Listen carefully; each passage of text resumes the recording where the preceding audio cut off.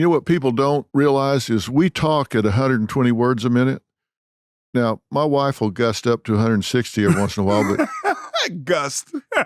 but we talk at about 120 words a minute, but we think at 1,200 words a minute. Yeah. So if a bully tells us something or we tell ourselves something, I've had women that said in the 8th grade, they were walking through the cafeteria and they heard somebody say, "Oh, look at her fat ass." Yeah. And she might have been a beanpole, but they said that. Yes.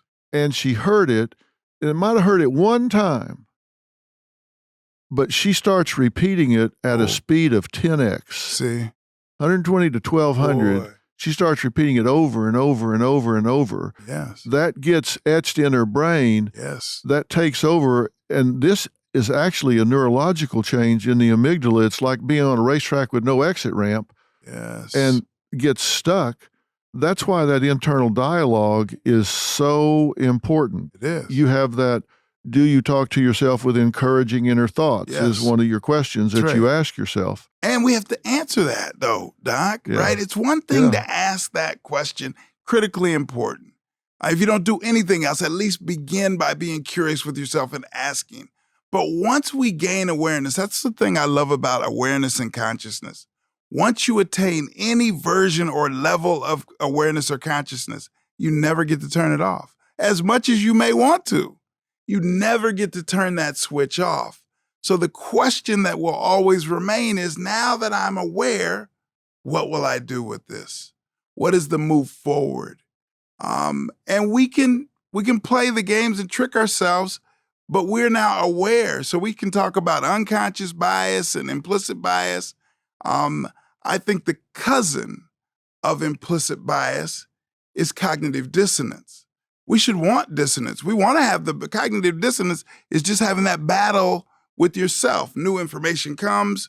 I say, oh my God, I never thought about that, didn't know that. Now the battle ensues. So now we can't blame it on unconsciousness.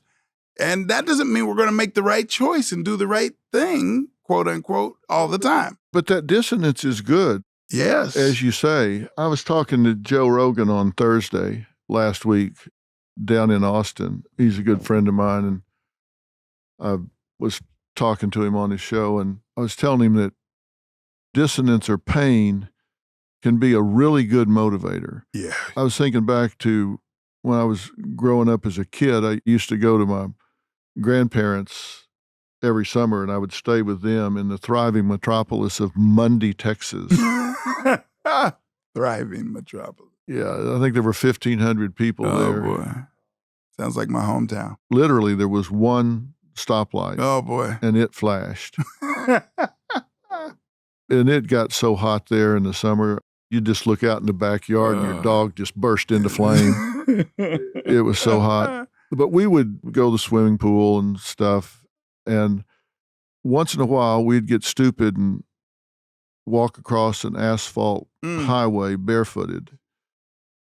You know what happens? You get about halfway across, and you go, oh, my God. Bad choice. So you're in the middle of the highway, and your feet are just melting.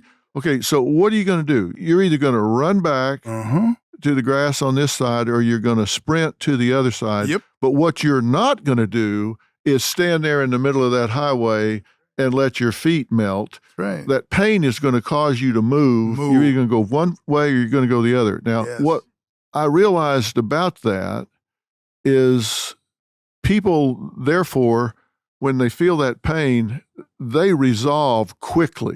I used to work with juries a lot. That's how I met Oprah, actually. Yeah. Working on her trial up in Amarillo. Juries make their minds up really quick. Remember growing up, you'd be wrestling around with your siblings and break a lamp.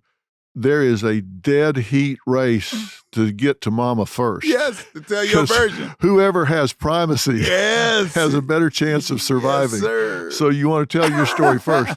And that jury is going to make their mind up really early. Yeah.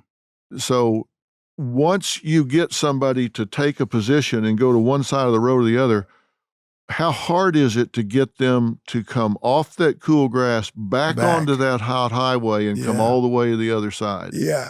People make up their mind early, go back to where it's comfortable, And then it's real hard to get them to move their position, Yes. go back into that pain, and come to the other side.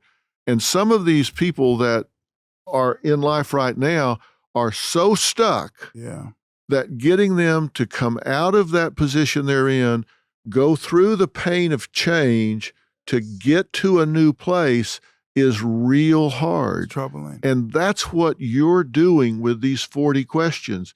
You're luring them back onto that hot highway to get to a new place. And you're doing it a step at a time instead of asking them to jump across the highway. You're saying, all right, first, who's the most important person in your life?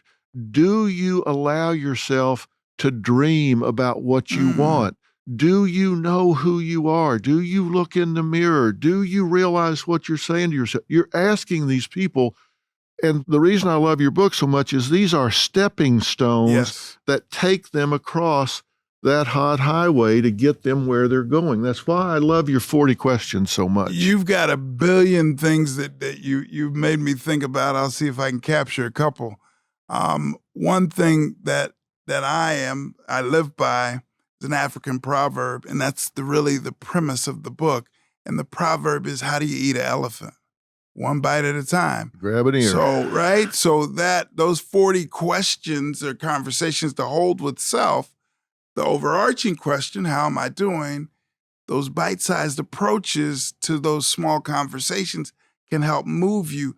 The other thing that I talk a lot about that I think is really important, Doc, is how do we view or engage pain? I see that pain should oftentimes be the best indicator of growth.